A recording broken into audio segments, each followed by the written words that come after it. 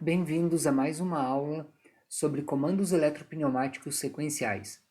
Nesse vídeo, eu vou apresentar o método da sequência mínima aplicado a uma sequência de movimento de atuadores dividida em 3 grupos.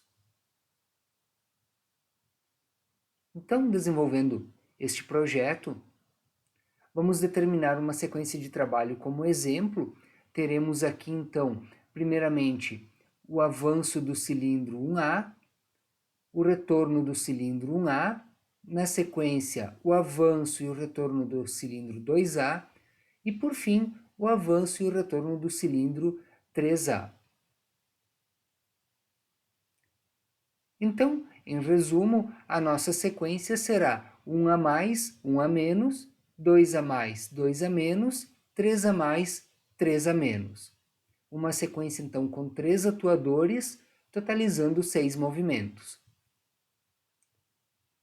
Para separar esses movimentos em grupos, consideraremos a regra de não ter 2 movimentos do mesmo atuador dentro de um mesmo grupo. Então, iniciamos com um movimento do cilindro 1A e o segundo movimento também é do cilindro 1A. Então, precisamos separar esses 2 movimentos. O 1A pode ficar no mesmo grupo deste 2A, porém, aqui novamente aparece 2A, então precisaremos separar eles. Este 2A pode ficar no mesmo grupo deste 3A, porém, este 3A não pode ficar no mesmo grupo que este, então aqui será feita uma nova separação. Desta forma, acabamos tendo então na nossa sequência o início dela dada pelo grupo 1, depois grupo 2, depois grupo 3 e finalizando no grupo 1. Vamos fazer a representação aqui dos fins de curso. Então, nós temos o cilindro 1A avança, aciona o sensor 1S2 e faz a primeira troca de grupo. O 1A retorna, aciona o 1S1 e faz o avanço do 2A. O 2A avançando, aciona o sensor 2S2 e faz a segunda troca de grupo. O 2A retorna, ao iniciar o grupo 3, aciona o sensor 2S1, que avança o cilindro 3A. O cilindro 3A avançando aciona o sensor 3S2, fazendo a terceira troca de grupo. Iniciando o grupo 1, ocorre o retorno do cilindro 3A, acionando o sensor 3S1, que junto ao botão de comando S1, quando pressionado, reiniciará a sequência lá no seu começo. Então, aqui, desenvolvendo o nosso projeto, o que nós temos? Aparece já pronto aqui a parte que é muito similar em qualquer projeto desenvolvido pelo método da sequência mínima, onde temos então os nossos 3 atuadores, 1A, 2A e 3A, cada qual com os seus 2 sensores para verificar a posição da haste, se está recuada ou se está avançada. Cada atuador tem o seu elemento de comando correspondente, que é uma válvula 5 duas vias duplo solenoide, já recebendo ar comprimido na via número 1. Aqui na parte elétrica do nosso projeto nós temos os barramentos de alimentação, 24 volts e o 0 volts. Temos aqui 3 linhas auxiliares desta vez. No vídeo anterior, como nós tínhamos 2 grupos, nós tínhamos 2 linhas auxiliares. Aqui, como nós temos 3 grupos, o 1, o 2 e o 3, teremos 3 linhas auxiliares, uma para cada grupo. Temos os relés de separação de grupo, e aqui a regra para a quantidade de relés é a mesma regra utilizada para a quantidade de válvulas da cascata lá no método cascata, que já foi estudado. Então, nós temos 3 grupos quantidade de relés é 3 menos 1, 2 relés. Então, temos aqui o relé K1 e o relé K2, as duas bobinas. Os contatos desses relés aparecem associados aqui com o objetivo de fazer a energização ora da linha auxiliar 1, ora da linha auxiliar 2, ora da linha auxiliar 3. Então a regra é: a linha que inicia energizada é a linha referente ao último grupo, que neste caso é o grupo número 1. Então, para fazer com que essa linha inicie energizada, colocamos em série os contatos normalmente fechados de todos os relés. Então, temos aqui o contato fechado de K1, em série com o contato fechado de K2, energizando a linha número 1. Após isso, colocamos contatos abertos, um de cada relé, nas demais linhas. Então, se estamos aqui na linha número 1, a próxima linha é a número 2. A linha número 2 recebe o primeiro relé aberto, então, contato de K1. Se estamos na linha número 2, a próxima é a número 3.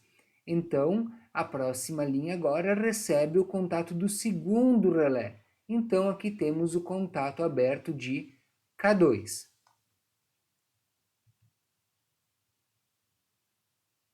Iniciando pelo elemento de partida, temos o botão S1 associado em série ao 3S1,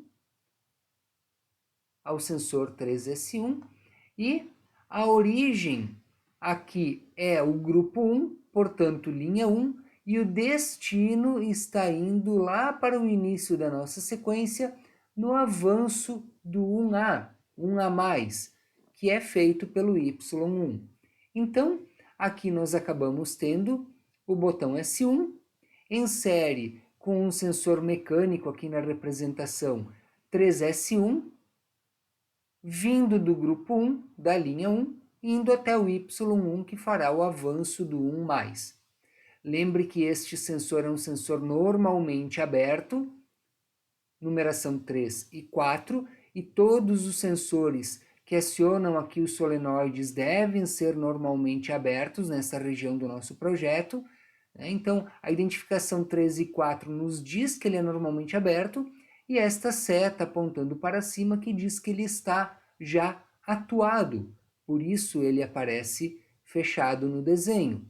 Observe aqui que o 3S1 já está atuado pela haste do cilindro, por isso ele inverteu a sua posição normal, a sua posição original. Agora, antes de tratarmos dos sensores, observamos qual é o movimento inicial dentro de cada grupo. Então, o primeiro movimento do grupo 2 aqui é o retorno do 1A, o primeiro movimento no grupo 3 é o retorno do 2A, e o primeiro movimento no grupo 1 é o retorno do 3A. Desta forma, ligaremos o solenoide Y2, responsável por este movimento, direto na linha 2, o solenoide Y4, responsável por este movimento, direto na linha 3, e o solenoide Y6, responsável por este movimento de retorno do 3A, diretamente na linha 1. Então, aqui estão as três conexões que foram faladas. Observando agora o primeiro sensor, ele é um sensor responsável por troca de grupo, então a alimentação virá diretamente dos 24 volts, ignorando esta origem. E o destino, então, é fazer a primeira troca de grupo. É importante que fique claro que o ciclo começa a partir do momento que o botão S1 é pressionado, então, durante a realização do ciclo de funcionamento, esta é a primeira troca de grupo, esta é a segunda e esta é a terceira. Então, o 1S2, responsável pela primeira troca de grupo, energizará o relé K1. Ao ser energizada sua bobina, ele faz a retenção, abre este contato, desenergizando já a linha 1 e fecha esse contato, energizando então a linha 2.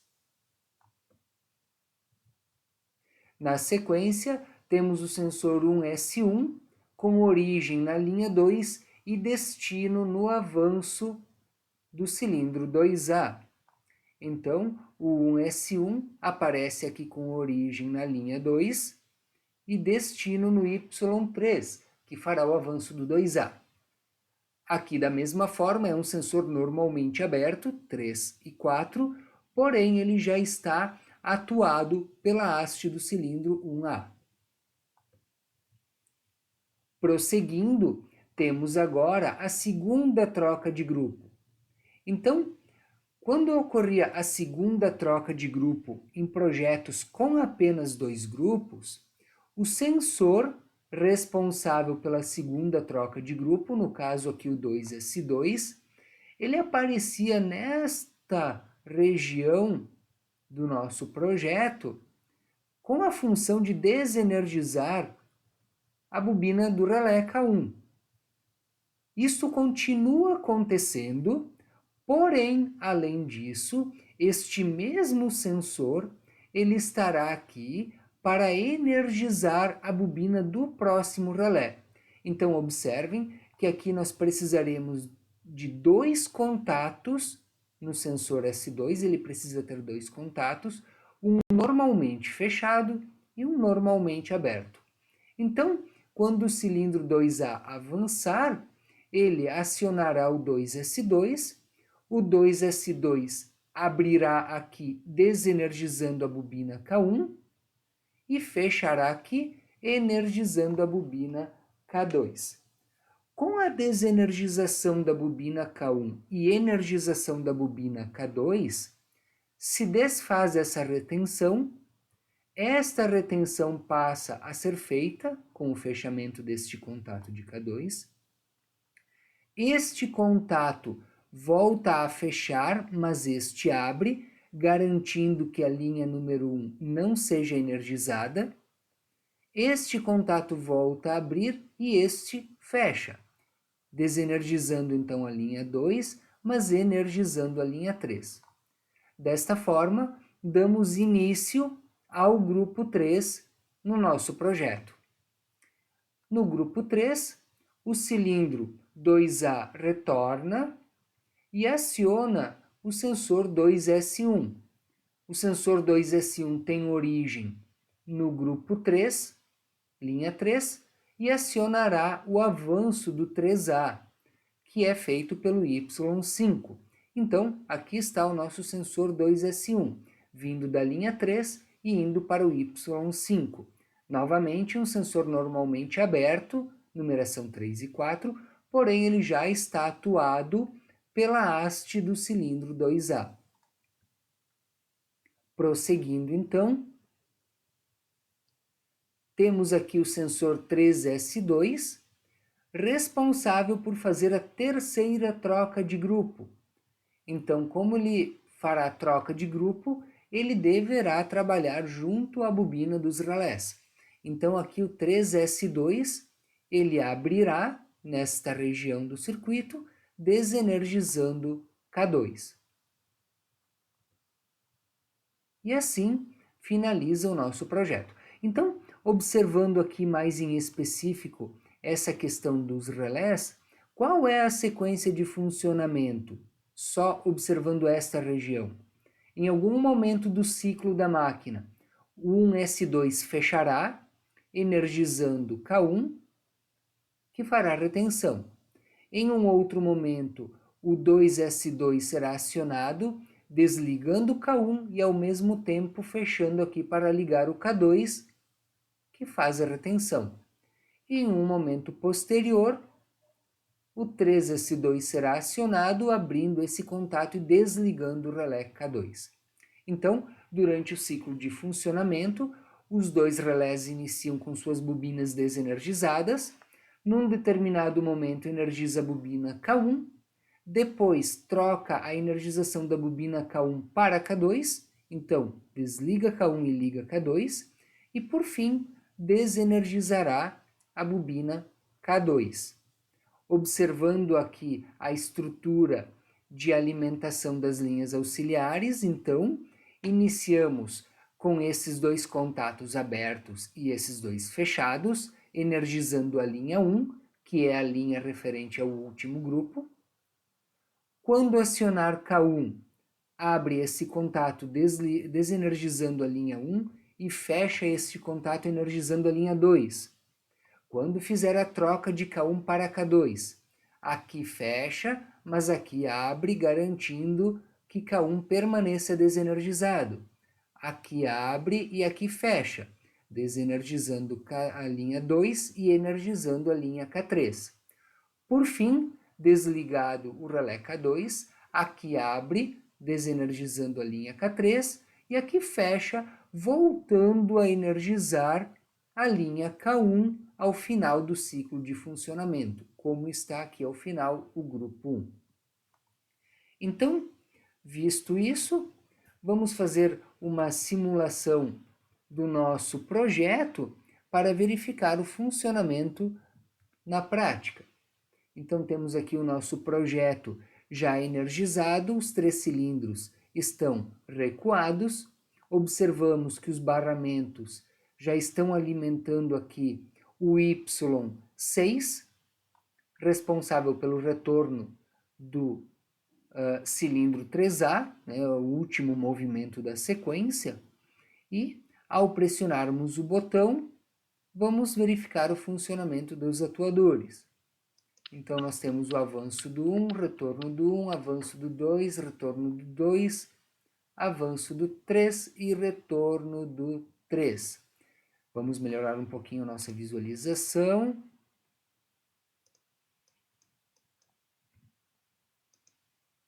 Ok. Assim, então, de forma mais lenta, vamos novamente. Avança 1, retorna 1, avança 2, retorna 2, avança 3, retorna 3. Ok, assim podemos visualizar de forma mais devagar, né, e melhor. Agora vamos repetir o teste, observando o que acontece, primeiramente aqui, com as bobinas dos relés K1 e K2. Vou acionar o botão de partida, energizou K1, trocou K1 por K2 e desenergizou K2. Então, a sequência de funcionamento dos relés separadores, como havíamos comentado antes. Mais um teste para observar o funcionamento dos contatos auxiliares dos relés. Então, aqui percebemos que há um caminho fechado inicialmente, alimentando a linha número 1. Vamos lá, então. Desligou K1 aqui e ligou aqui. Desligou K2 e ligou aqui. E voltou aos contatos fechados da linha 1. Observem novamente a sequência de funcionamento aqui agora das linhas. Ó, está linha 1, linha 2, linha 3 e retorna para a linha 1. Por fim, mais um teste para observarmos aqui a sequência de acionamento dos solenoides. Já está acionado o Y6, vou acionar o botão, Y1, Y2, Y3, Y4, Y5 e retorna ao Y6. Em um projeto, não necessariamente os solenoides serão acionados em sequência, como ocorreu aqui.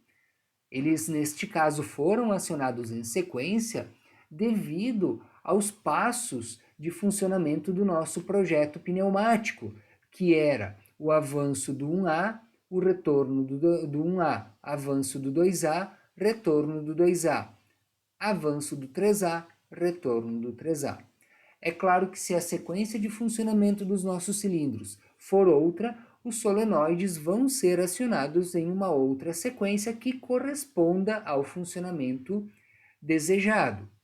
Então, é muito importante que nós tenhamos isso em mente. Cada projeto é um projeto diferente e terá a sua própria construção. Então, finalizamos este vídeo, esta aula. Deixo aqui 2 referências para a consulta sobre o assunto que foi tratado. Obrigado pela atenção e até mais.